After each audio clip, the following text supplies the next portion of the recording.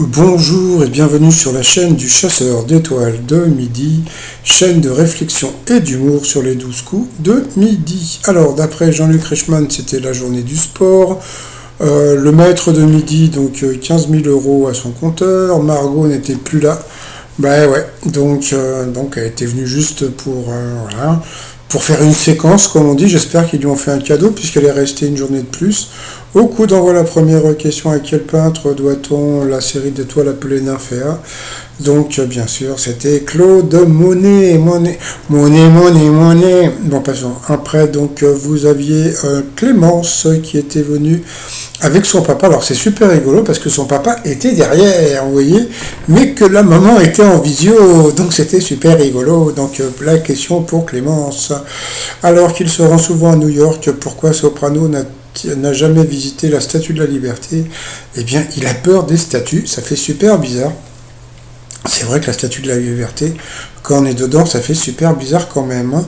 Donc ensuite, vous aviez le petit Grégory, non, c'était le grand Grégory, qui faisait des figurations pour le cinéma, etc.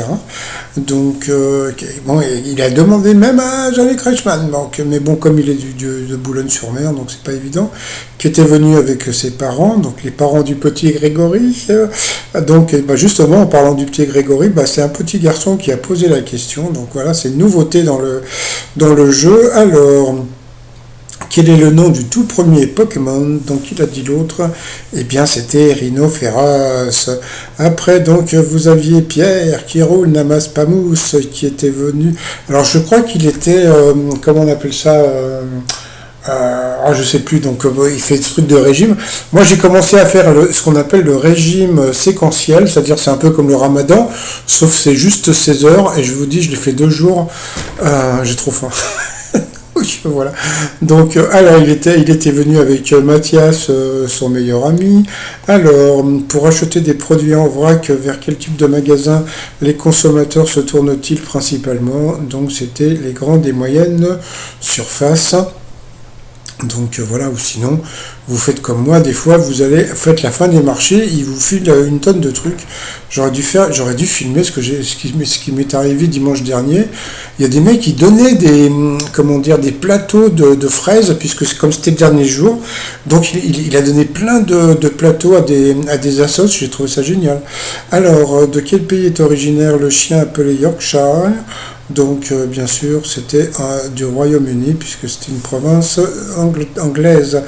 Après, eh bien, Clémence a fait a jonglé. Alors, elle a jonglé avec alors je sais plus comment elle a appelé ça. Il y avait un nom spécial, une massue, je crois. Donc, je savais pas que ça s'appelait comme ça. Vous avez les petits trucs rouges, les bleus là qu'on voit. Donc, ça s'appelle des massues. Voilà. Donc, on a appris un nouveau truc. Alors. Quel grand secret de l'industrie de la mode spécialisée grande taille la mannequin Caroline, alors Björk-Like, a-t-elle décidé de révéler? Eh bien, on utilise des rembourrages. La crise de rire. La mannequin grande taille, elle faisait du M médium, hein. Donc voilà. Ensuite, pour le petit Grégory, pourquoi Mike Tyson mettait-il KO ses partenaires d'entraînement? Eh bien, c'était pour ne pas rater Tom et Jerry. Donc sur cette question, il est passé au rouge. Qui dit rouge, dit duel. Il a eu les coronets de prendre le maître de midi en duel. Mais comme je l'ai déjà dit, quand vous prenez le maître de midi en duel, il a une question de bébé. Justement, en parlant de question de bébé, hein, quel mot entend-on au clair de la lune? Donc bien sûr c'était prête-moi ta plume pour l'amour de Dieu. Voilà, donc c'était la plume, donc c'était une question facile. Donc ensuite, eh bien Clémence et puis Pierre se sont retrouvés au coup par coup. Alors, quel mot est commun à l'univers de la musique et à celui de la cuisine? La mauvaise réponse, c'est Clémence qui l'a donné. C'était le tambour. Puis après, ils sont arrivés. Donc c'était, alors je sais plus comment il s'appelait. C'était un genre comment dire, le groupe ABBA, mais on va dire que c'était le groupe ABBA de chez Wish, vous voyez. C'est-à-dire que je sais pas, moi comme je fais ma vidéo sur ordinateur, je trouvais que il y avait un problème de synchronisation avec la voix, etc. Mais bon, voilà, c'était C'était rigolo, mais bon, quoi, c'est pas que c'était rigolo, c'est que bon, j'ai trouvé que c'était pas génial, génial, quoi, mais bon. Alors, quel titre de chanson fait partie de la discographie du groupe ABBA? Eh bien, la mauvaise réponse, alors c'était rigolo, parce que bon, pour donner les bonnes réponses, donc, à chaque fois, ils chantaient, donc, voilà. Et donc, voilà, donc à chaque fois, donc, ah, c'est une bonne, it's a good answer, it's a good answer. Et alors, ah oui, alors attention, parce que moi j'ai sorti mes vannes. Donc, voilà, donc vous avez donc Abba, dis donc, elle va marcher beaucoup moins bien. Vous avez aussi Mon fils, ma bataille. Oh là là, que s'il est drôle. Et vous avez aussi La balade des gens heureux. Donc voilà. Donc la mauvaise réponse était Monnaie. Donc il ne fallait pas confondre avec Monnaie, Monnaie, Monnaie. Donc là c'était Monnaie de Pink Floyd. Pourtant, Nog Mimi, No Me New. Donc c'était assez connu. Donc voilà. Donc après, ils ont chanté une chanson. Alors ensuite, quelle personnalité a été surnommée l'enfant terrible de sa discipline? Eh bien, la mauvaise réponse est Clémence qui l'a donnée, ce n'était pas Prince. Donc sur cette question, eh bien Clémence est passée au rouge. Qui dit rouge dit duel. Elle a pris Pierre qui roule en duel, qui est tombé sur une question qui n'était pas évidente. Quel chanteur a composé Sunday, Blondie Sunday? Juste après les événements de Londonderry en Irlande, là, eh bien, qu'est-ce qu'il a dit? Il a dit Bono, ça semblait juste, et en fin de compte, il y avait un piège, c'était John Lennon, donc il l'a eu dans l'os. Donc ensuite, eh bien, Clément et Clément se sont retrouvés donc en coup fatal. Alors, première question, dans quelle région française organise-t-on des fêtes noces? Donc bien sûr, comme Clément est breton, bien sûr c'était la Bretagne. Et puis là, c'était rigolo la réponse pour Clément, sur quel astre Neil Armstrong est-il né? Et elle a dit la Lune. Donc voilà, donc bon, on va dire que c'est une erreur d'appréciation. Donc bon, bien sûr que Neil Armstrong est né sur la Terre, mais la question était assez rigolote. Après, comment se prénomme le dessinateur de BD Bilal? Donc c'était Enki, donc elle ne le savait pas. Autour de quelle partie du corps porte-t-on une minerve? Ça m'énerve. Donc c'était le cou. Quel conifère géant de Californie peut atteindre 150 mètres de haut? Donc c'était le séquoia. Séquoia. À quel souverain égyptien étaient destinés les temples pharaoniques? Je ne sais pas si elle a raconté. Donc c'était les pharaons tout simplement. Donc franchement, Clémence, bon. Après, comment appelle-t-on un jardin botanique non commercial consacré aux arbres? Donc ça, c'était pour elle. Ils ont dit un nom, j'avais jamais entendu parler, je ne sais même pas ce que c'était, arbo, je ne sais pas quoi, en passant. Au rugby, quel terme désigne la mise au sol du porteur de ballon par un ou plusieurs adversaires? Elle a dit un essai, c'était le plaquage, donc voilà. De quelle couleur est la croix dessinée sur le drapeau finlandais? Donc elle a dit blanc, c'était bleu. Combien de barba bébés ont barba papa et barba mama? Donc au pif, elle a dit 7, et c'était 7. En 2022, quel dirigeant européen s'est retrouvé empêtré dans le scandale du Partygate? Donc il a dit Boris Johnson, c'était bien ça. Quelle partie du corps a-t-on entre deux chaises quand on est dans une situation incertaine?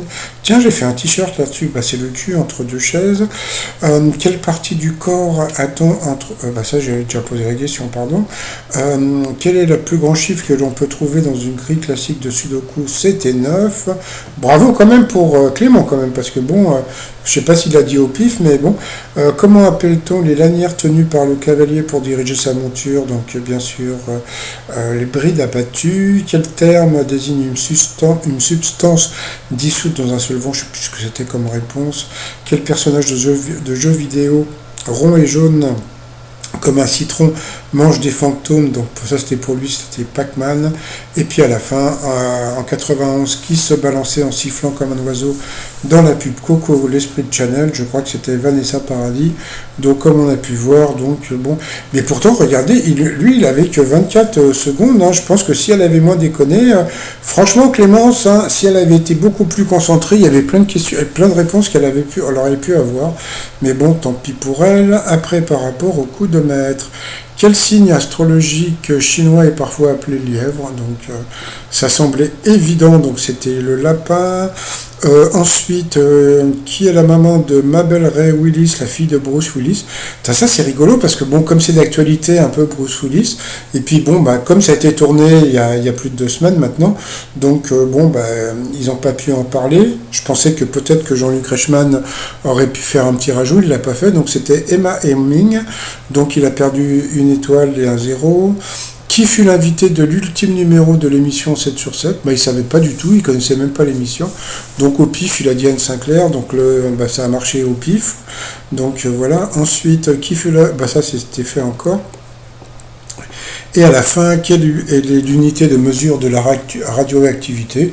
Donc ça c'est bizarre parce que bon, ils ont mis une question facile à la fin. Donc bien sûr le Becherel c'était autre chose, le Bagel c'est aussi. Donc bien sûr c'était le Becquerel. Donc c'est bizarre comme de mettre une question facile comme ça à la fin.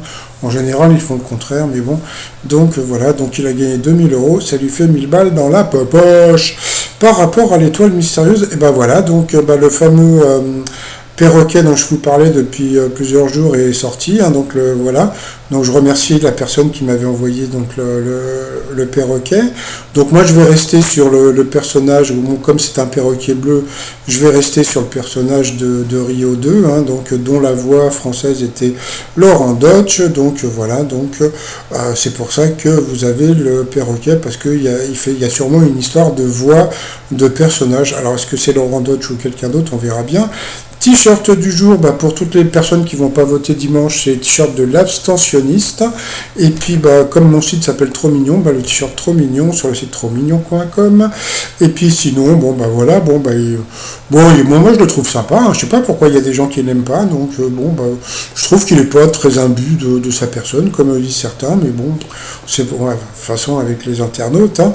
Et puis pour finir, ils ont mis un titre d'Abba. Moi je conseille plutôt c'est le Hang Up de Madonna. C'était tiré d'une musique d'Abba et ça avait été mixé par un Français, je ne sais plus comment il s'appelle, mais voilà.